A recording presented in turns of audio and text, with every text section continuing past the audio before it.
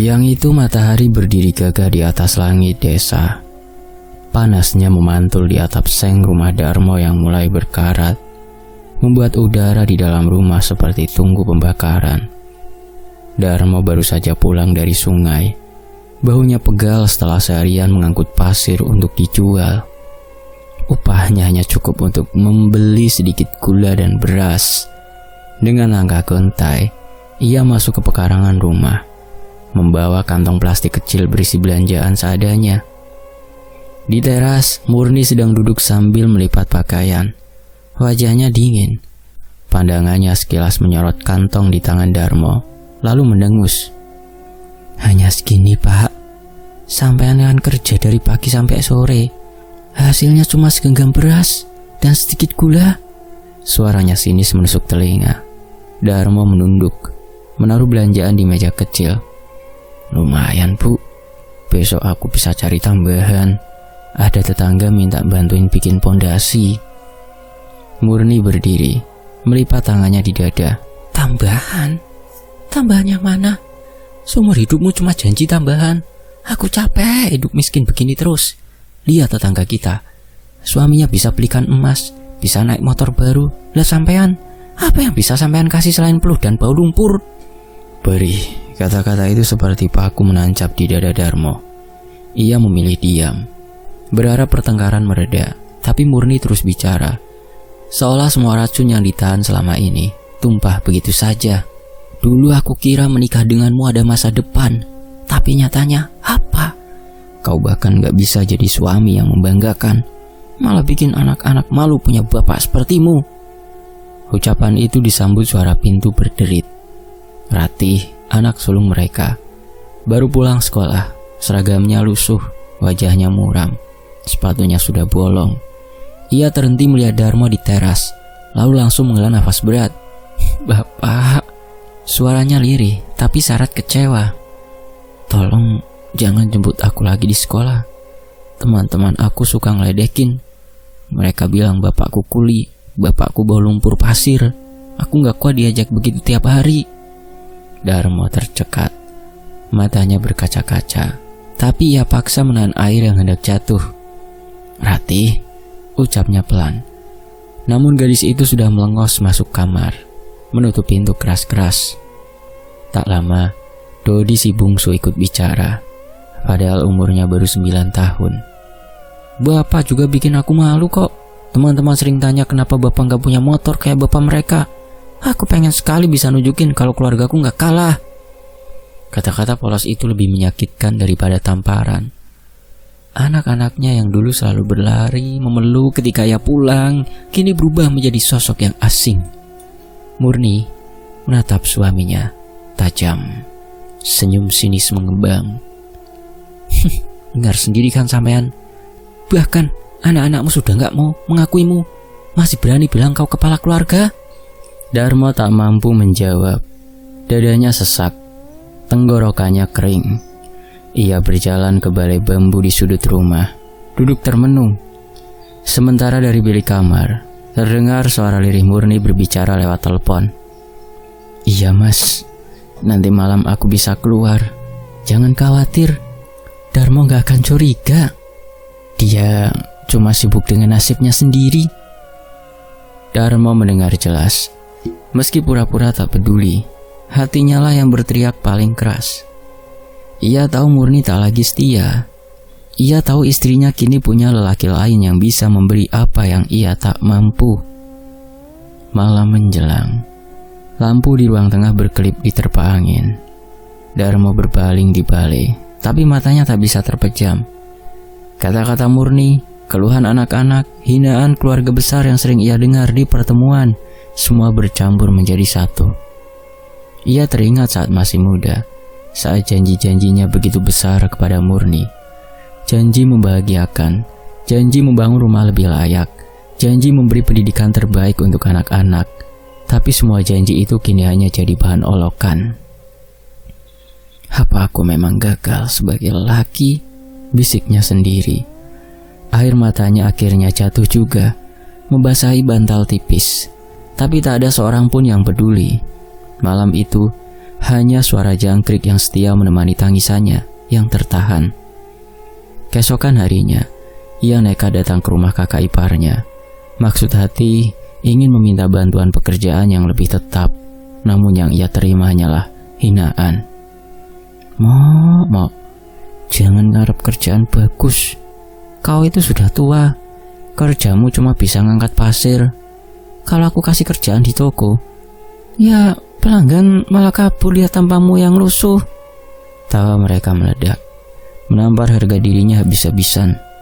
Darmo pulang dengan langkah gontai, tubuhnya lunglai seperti karung kosong.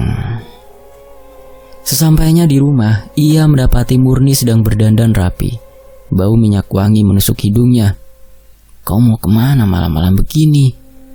Tanya Darmo hati-hati. Murni menoleh dengan tatapan ketus. Aku bukan pencuri, mau kemanapun itu urusanku. Kau gak usah ikut campur. Lagian apa gunanya punya suami kalau cuma bisa bawa pulang recehan? Darmo terdiam, hatinya remuk, tapi ia tak punya kekuatan untuk melawan. Malam itu ia duduk sendiri di teras, memandangi langit gelap. Dari kejauhan terdengar tawa istrinya bersama seseorang di jalan. Desa seolah ikut berbisik, menghakimi kehidupannya yang kotor dan menyedihkan.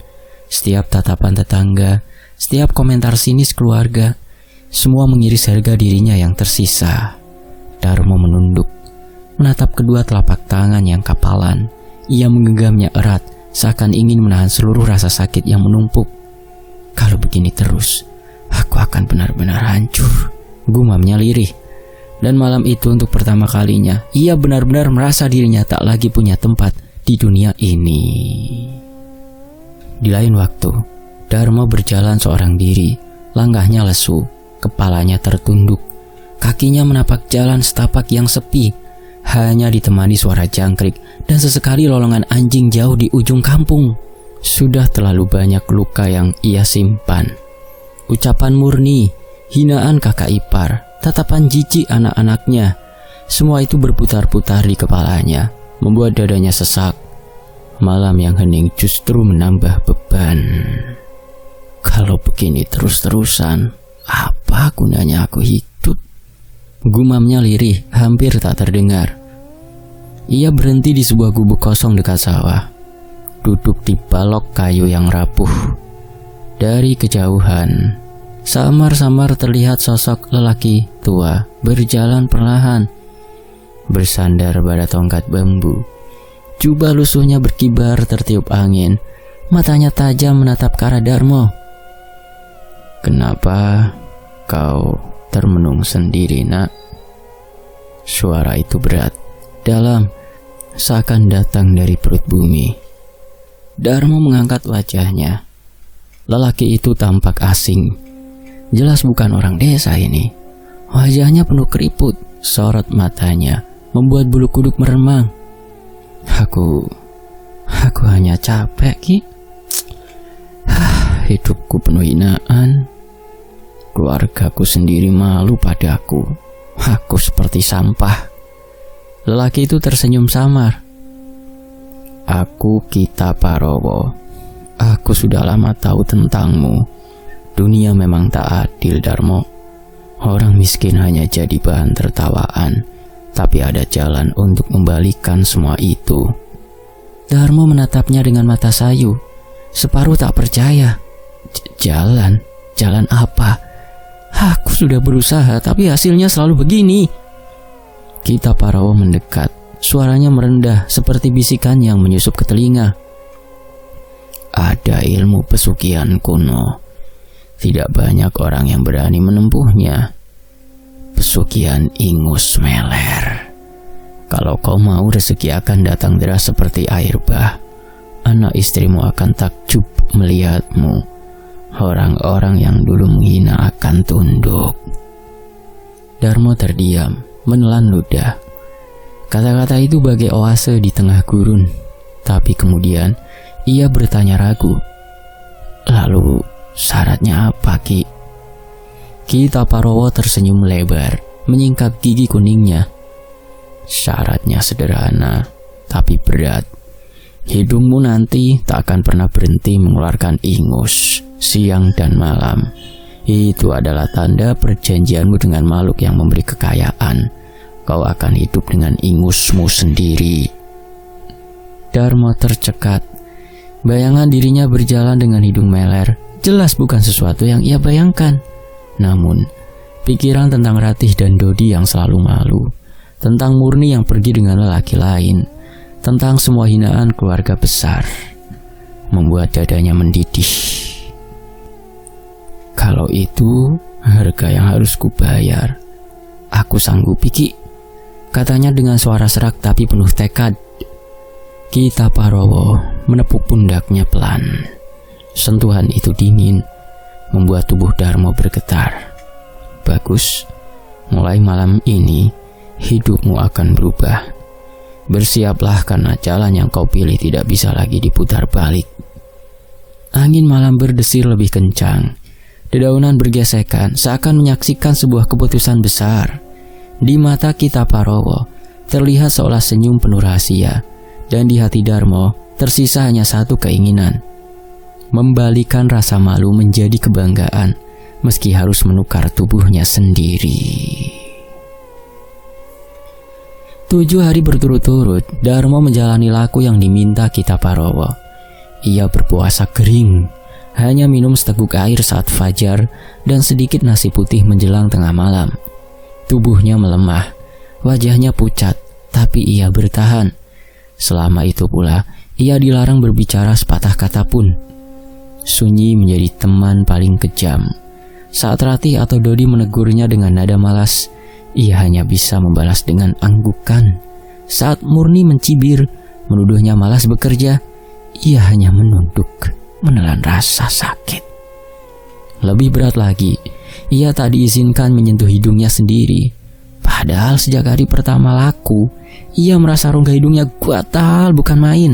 Seakan ada sesuatu yang ingin keluar. Rasanya mengganggu, membuatnya ingin sekali menyeka. Tapi ancaman Kitaparowo terngiang-ngiang di telinga.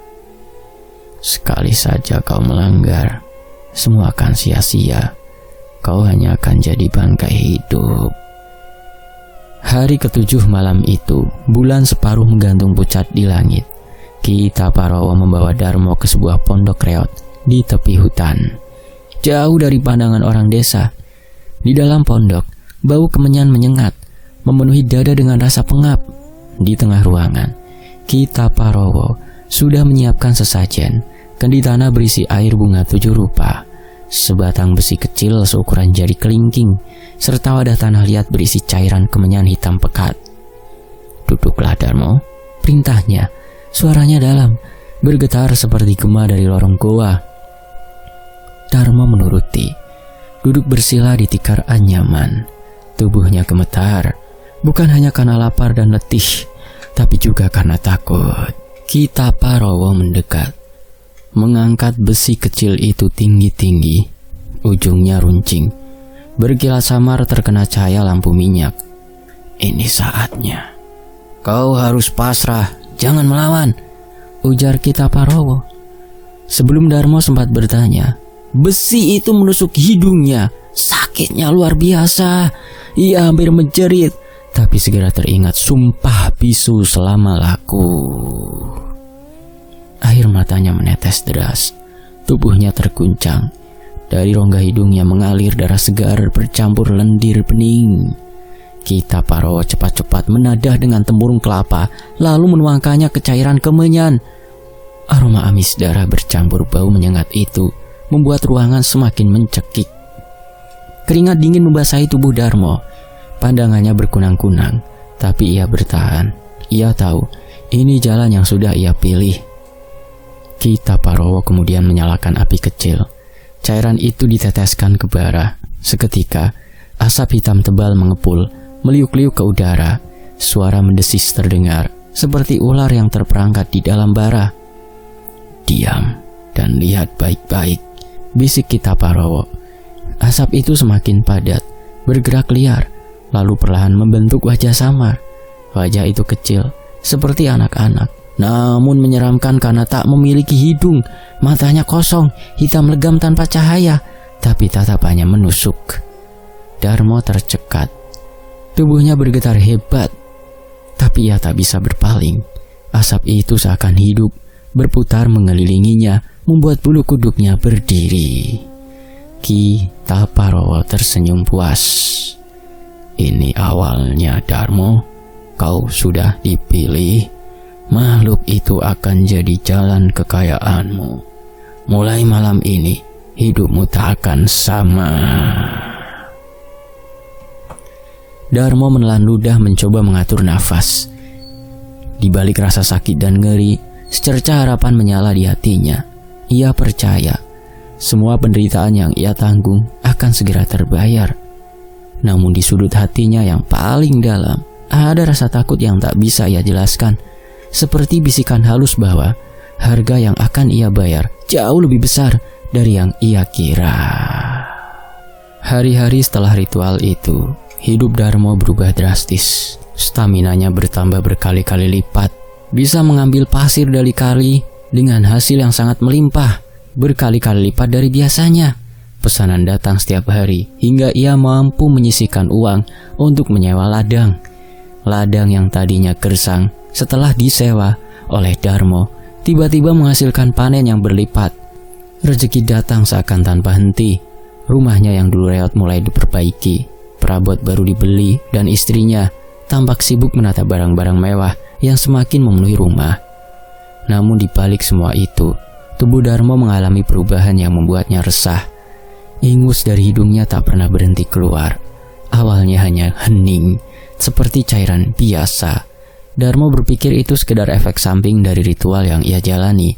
Tapi hari-hari berikutnya, cairan itu semakin kental, lengket, dan sulit dibersihkan. Setiap kali ia menyeka dengan kain, cairan itu langsung memenuhi lagi. Semakin lama, bau amis darah mulai tercium dari ingus tersebut. Hingga pada suatu malam, cairan itu bercampur dengan nanah berwarna kekuningan, membuat Darmo mual dengan dirinya sendiri. Di hadapan keluarganya, ia berusaha bersikap tenang. Si istri tidak banyak mempedulikan keanehan itu. Baginya, selama uang terus mengalir, semua dianggap wajar. Ia hanya sesekali menegur dengan nada datar. "Bersihkan, Mo. Jijik kalau ingusmu menetes begitu." Anaknya justru menunjukkan rasa malu yang mendalam. Setiap kali teman-temannya datang bermain ke rumah, ia selalu menahan nafas, berharap bapaknya tak muncul. Pernah suatu kali ketika Darmo menyapa mereka di depan rumah dengan senyum, salah seorang anak menjerit geli. "Ih, bapakmu kok umbelan terus sih, Cok? Bau." Lalu mereka tertawa bersama dan pergi meninggalkan Dodi, si bungsu. Sejak saat itu, anaknya semakin menjauh. Dodi enggan bicara dengan Darmo, bahkan menolak duduk semeja saat makan. Tatapannya dingin, penuh rasa benci bercampur malu. Darmo hanya bisa menunduk, hatinya perih. Di luar rumah, orang-orang mulai berbisik-bisik setiap kali Darmo lewat. Ada yang menutup hidung, ada pula yang sengaja menjauh. Meski ia sudah bergelimang harta, status sosial yang didambakannya justru berubah menjadi cibiran. Orang-orang memang mendekat ketika butuh uang pinjaman atau sekedar berharap mendapat bagian rezeki, tapi tatapan jijik mereka tak bisa disembunyikan. Darmo mulai kehilangan harga dirinya. Malam-malam ia termenung, duduk sendirian dengan tumpukan kain yang basah oleh cairan dari hidungnya. Tangannya lelah karena tak henti-hentinya menyeka, sementara kepalanya berat dengan rasa malu dan sesal. Namun setiap kali rasa ingin menyerah itu muncul, suara lirih dari dalam kepalanya kembali terdengar. Suara anak tanpa hidung yang dulu muncul dari asap kemenyan. "Kau sudah memilih jalan ini. Kau ingin kaya, bukan? Maka nikmatilah meski orang lain menjauhimu." Suara itu bergema di telinganya, membuat Darmo terdiam. Ia sadar inilah harga yang harus dibayar. Rezeki memang datang deras, tapi bersama itu martabatnya terkikis sedikit demi sedikit. Di balik tumpukan uang dan harta, Darmo merasakan kehampaan yang makin dalam. Ia bertanya pada dirinya sendiri, sampai kapan ia sanggup menanggung kutukan ingus yang tak kunjung berhenti itu? Malam itu, Darmo datang dengan wajah pucat pasi ke rumah Ki Tapa. Tubuhnya kurus, matanya cekung, dan tangannya gemetar sambil membawa kain lusuh yang sudah penuh bercak ingus dan nanah. Bau anyir menyengat menyertai setiap langkahnya. Orang-orang di sekitar rumah sengaja menutup pintu ketika Darmo lewat, seolah menolak kehadirannya. "Ki, tolong saya." Suara Darmo serak, hampir tak terdengar. Ia jatuh berlutut di hadapan Kitapa yang sedang membakar dupa di ruang dalam. Kitapa menatapnya lama. Tatapan matanya tajam, seakan menembus isi dada Darmo. "Aku sudah memperingatkanmu, Mo. Jalan yang kau pilih bukan jalan ringan. Semua ada harga yang harus dibayar." Darmo menunduk. Air matanya bercampur dengan cairan menjijikan yang terus menetes dari hidungnya. "Saya tak sanggup lagi, Ki. Istri saya hanya peduli pada uang saya. Anak saya malu pada saya. Orang-orang jijik melihat saya. Apa gunanya harta kalau saya kehilangan diri saya sendiri? Tolong, keluarkan saya dari pesugihan ini." Suara Darmo bergetar. Ia hampir merangkak mendekat, memegangi kaki Kitapa. Kitapa menghela nafas panjang, lalu menutup mata. Sesaat, suasana ruangan menjadi mencekam. Asap dupa menebal, bergerak seperti pusaran kecil di sekeliling mereka. Dari pusaran itu, samar-samar terdengar suara anak kecil tanpa hidung. Sosok yang dahulu memberi janji kekayaan. Suaranya melengking, penuh ejekan. "Dia sudah milikku, kau tak bisa melepaskannya begitu saja, Ki." Darmo menutup telinganya ketakutan. "Jangan, saya tidak mau, saya hanya ingin bebas." Kitapa membuka mata perlahan. Wajahnya lebih serius dari biasanya. "Masih ada jalan, Mo. Tapi jalan ini berliku, menyiksa, dan berbahaya. Kau harus kuat jika ingin bebas." "Apapun, Ki, saya sanggup." Darmo berseru dengan sisa tenaga. Kitapa mendekat, suaranya menurun menjadi bisikan. "Kau harus menyedot kembali semua ingusmu selama 7 malam berturut-turut. Jangan ada yang tersisa. Cairan itu bukan sekedar penyakit, melainkan wujud perjanjianmu. Jika berhasil, ikatanmu dengan makhluk itu akan terputus. Tapi jika gagal..." Darmo menelan ludah, wajahnya tegang. Jika gagal?" Kitapa menatapnya tanpa berkedip. "Wajahmu akan hancur total. Bukan hanya ingus yang keluar, melainkan seluruh daging wajahmu akan luruh, menyisakan tulang tengkorak yang busuk. Kau akan hidup sebagai makhluk tanpa muka." Suasana hening, hanya suara bara dupa yang berderak kecil di sudut ruangan. Darmo terdiam, tubuhnya gemetar. Bayangan wajahnya hancur, membuat darahnya seakan berhenti mengalir. Tapi di sisi lain, ia tak tahan lagi hidup dalam jijik dan penghinaan. Dengan nafas berat, ia akhirnya mengangguk. "Saya akan melakukannya, Ki. Demi diri saya yang supaya kembali bisa seperti biasa." Kitapa menyodorkan kendi tanah liat berisi air bercampur ramuan. "Minum ini setiap sebelum tidur. Ia akan menahan tubuhmu agar kuat menerima siksaan. Ingat, Mo, jangan sekalipun kau berhenti sebelum 7 malam berlalu. Sekali kau gagal, tak ada lagi penolong yang bisa menolongmu." Darmo menerima kendi itu dengan tangan gemetar. Dalam hatinya, rasa takut dan tekad bercampur menjadi satu. Malam itu ia tahu perjalanan penderitaannya baru saja dimulai. Malam ritual pertama, Darmo menjalani ritual dengan siksaan yang tak terkira. Duduk di kamar gelap dengan kendi ramuan Kitapa di sisinya. Duh, pengen muntah nih, sorry teman-teman. Lanjut gak ya? Ia mulai menyedot ingus yang terus menetes tanpa henti.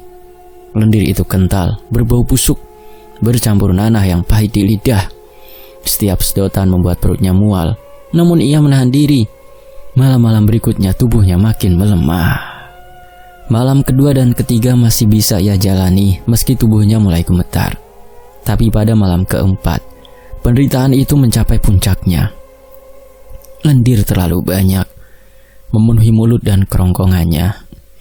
Darmo muntah hebat, dahak dan cairan pekat bercampur darah keluar tak henti-henti. Tubuhnya kejang, namun ia tetap mencoba menelan kembali apa yang bisa ia telan. di lantai kamar. Bercak hijau kekuningan menyebar dengan bau busuk menusuk hidung. Istrinya tak berani mendekat, hanya menangis ketakutan di ruang depan. Anak laki-lakinya menutup telinga, tak sanggup mendengar suara muntah bercampur tangisan bapaknya. Meski begitu, Darmo memaksa dirinya bangkit. Dalam hati ia hanya berpegang pada satu harapan, bebas dari belenggu pesugihan.